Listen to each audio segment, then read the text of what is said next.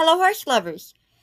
I wanted to talk to you today about a very rare breed of horse, and that is the Cleveland Bay. I remember hearing about Cleveland Bays as a kid when I got a little toy rubber one, which sadly I no longer have. I can't even remember the name of the company that made them, but I always thought that Cleveland Bay horses came from Cleveland, Ohio, because as a kid, that was the only Cleveland I'd ever heard of. Well, it turns out Cleveland Bay horses have their history in the Cleveland region of Yorkshire, England. This is a very old breed. In fact, it's the oldest English breed. And their history goes back to horses that were used by traveling salesmen called the Chapman horse. And those horses were combined with barb horses, horses that were um, from the desert regions of Arabia. When you cross those two horses, you got a nice, nice horse for um, long travel. Could pull a cart. Could carry a rider long distances. Very nice, versatile horse. And eventually, with better care and better food, pretty much all horses started to grow bigger in size. Cleveland Bays being no exception. And they became, like I said, they were very popular among travelers and people wanting a good coach horse. Well, people decided to get a coach horse that was a little bit faster, a little bit flashier, a little bit more streamlined than the heavy built Cleveland Bay. Well, they started to cross them with thoroughbreds, which was the start of the now extinct Yorkshire coach horse. Well, these crosses were also highly successful as jumpers, and later on, when eventing became popular, they became popular as event horses. They could do dressage. They could jump. Like I said, the combination of thoroughbred and Cleveland Bay took off so much that people started to realize, we're losing the original Cleveland Bay horse as they were. At one point, there were only 4 Cleveland Bay stallions left in England. Luckily for the breed, Queen Elizabeth, who was a major horse lover, people who, you know, remember her funeral, remember her horses being involved in that and how dedicated she was to them. She rode into her 90s. She said, hey, we gotta do something to preserve this breed. So she bought one of the 4 remaining purebred Cleveland Bay stallions, and she made sure that he sired a lot of foals. And she encouraged others to do the same, and the numbers are still very low. There's only about 1,000 Cleveland Bay horses in the world, with only about 200 of them in the United States. But that's a lot better than what it was when she started the breeding program. I don't know if King Charles is going to continue that, but hopefully he'll carry on with his mother's legacy and keep that breed going.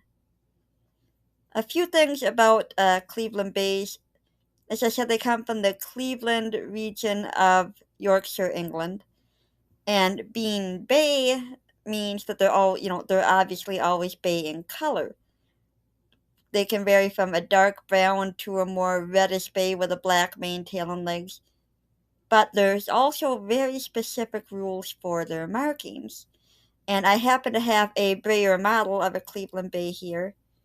And you can see he has a white star, which is allowed by Cleveland Bay breeders. But this particular specimen, if he were real, would not be allowed into the breeding program because he happens to have a white foot. He wouldn't be allowed if he had a stripe either or other any white markings. Cleveland Bays are only allowed a small white star. But These days, there is a separate Cleveland Bay registry for the mismatched horses. So, to anybody wanting um, a Cleveland Bay Thoroughbred cross, which is still incredibly popular, and you know someone who wants to breed them, maybe get the idea going for breeding the ones who wouldn't ordinarily be allowed into the registry anyway. But the Cleveland Bay horse is definitely a horse breed that should be able to be kept going. They're wonderfully versatile horses. They have great temperaments, a lot of strength, beautiful movers. They're they're basically your ideal warm blood. They're not too bulky, but they're still muscular. They're still able to, you know, have a good amount of endurance. They're really great horses, and I'm hoping that the breed numbers continue to grow. It's actually, it's a sad thing how much human breeding can interfere with things.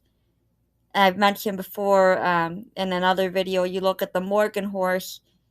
These days, they're hard to tell apart from a saddlebred. And if you want a saddlebred, that's great. Go buy a saddlebred. There's nothing wrong with a saddlebred. They're wonderful horses. But don't ruin what makes another breed special. Same thing with Cleveland Bays. If you want a thoroughbred, go get a thoroughbred. If you want a cross, that's great. They make wonderful crosses, but don't forget to breed a Cleveland Bay to another Cleveland Bay once in a while to keep those numbers up. So it'll be interesting to see what the future holds for this breed. I've actually had the great pleasure of seeing these horses when I was in England. I got to go to London years ago, hoping eventually to return someday. And I actually saw them pulling carriages around England for show and for pageantry and that. And they're just a great breed to see. They're probably really, I don't want to say most popular as carriage horses, but everybody knows they can pull. But of course, there's no reason they can't be ridden too. So,